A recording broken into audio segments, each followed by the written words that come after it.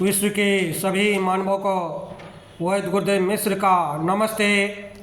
Life style and word pace YouTube channel में आते हैं, इसके लिए ढेर सारी साधुवाद, बहुत सारी बधाइयाँ। Life style and word pace YouTube channel में आते ही आप लाइक करें, सब्सक्राइब करें, बेल आइकन बटन को दबाते हैं, कमेंट में अपना विचार लिखें, मोबाइल नंबर छोड़ें, अपने कंट्री का नाम लिखें। अगर आप पुण्य के भागी बनना चाहते हैं तो आप सब्सक्राइब के साथ साथ शेयर ज़रूर करें। आज हमारा संपर्क नंबर है 94 71 26 98 82। सुखी जीवन को करे मात गठिया और संधिवात। आज हम चर्चा करेंगे कि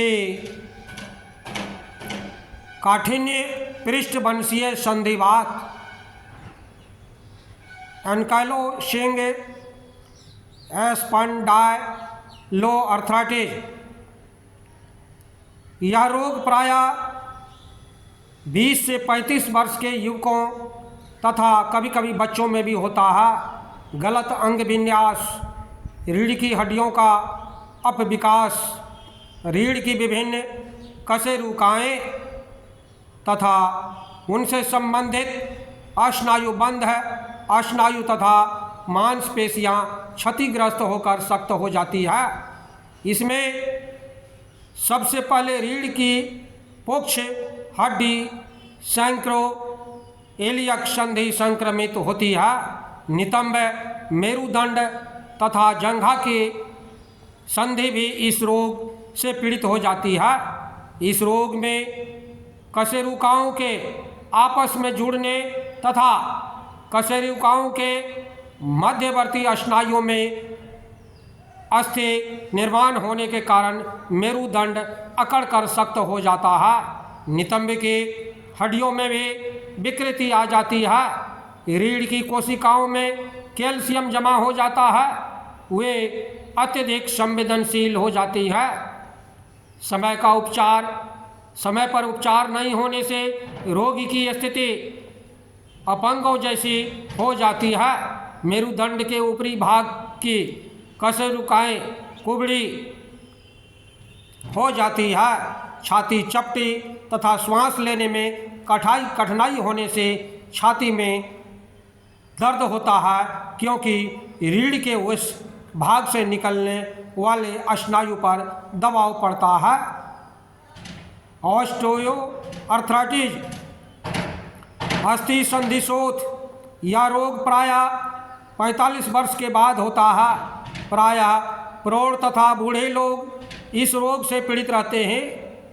यह संधियों का अपक्षय करने वाला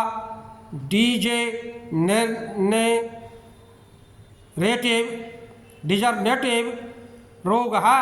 ठंड लगना, नमी युक्त वातावरण, तापक्रम का निरंतर परिवर्तन, कभी गर्म तो कभी ठंडा मौसम होना, अत्यधिक शारीरिक श्रम, मानसिक तथा भावनात्मक तनाव, दबाव, मानसिक स्नायुविक कमजोरी के कारण संधियों की हड्डियों में एलर्जिक प्रतिक्रिया होती है।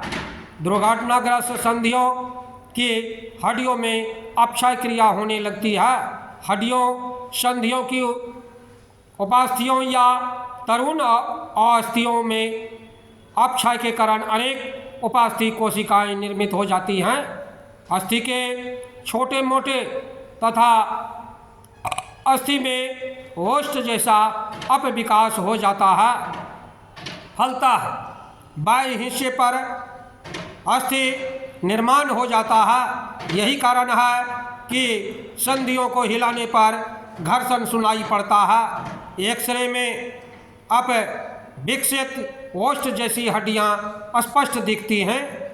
अपविकास के कारण संधियां अंदर की ओर कम मुड़ती हैं। साइनोवियल कला भी सूज जाती हैं। कभी कभी तीव्र स्थिति में संधि नष्ट हो जाती है। विकृति उत्पन्न होकर के स्नायुच्युति, स्थानच्युति हो जाती है। विकृति उत्पन्न होकर स्थानच्युति हो जाती है विकृति के कारण संधियों की मांसपेशियां स्नायु क्षतिग्रस्त होने लगते हैं, रक्त संचार में बाधा उत्पन्न हो जाती है, फलतः हमेशा दर्द बना रहता है, सूजन आ जाती है। प्रारंभ में संधियों में कड़ापन तथा दर्द अनुभव होता है, फिर गति रुकने लगती है। यह रोग महिलाओं में प्रायः होता है। औरतों में हैवल्डेन्स नोड्स के कारण ऑस्टियोआर्थराइटिस पहचाना जाता है। इसमें हस्त उंगलियों की छोटी उंगली में समर्पण व शून्यता की अनुभूति होती है, सूजन आ जाती है तथा रोग बढ़ने पर छोटी उंगली बाहर की ओर मुड़ जाती है। इस प्रकार देखते हैं कि मानव जीवन के लिए सुखी जीवन को करें मात गठिया व संधिवात का अगली कड़ी में बताएंगे। बंधु हमारे चैनल में आते हैं, इसके लिए ढेर सारी शुभकामनाएं, बहुत सारे साधुवाद। आप अगर पुण्य के भागी बनना चाहते हैं तो आप सब्सक्राइब के साथ साथ शेयर जरूर करें। धन्यवाद, नमस्कार।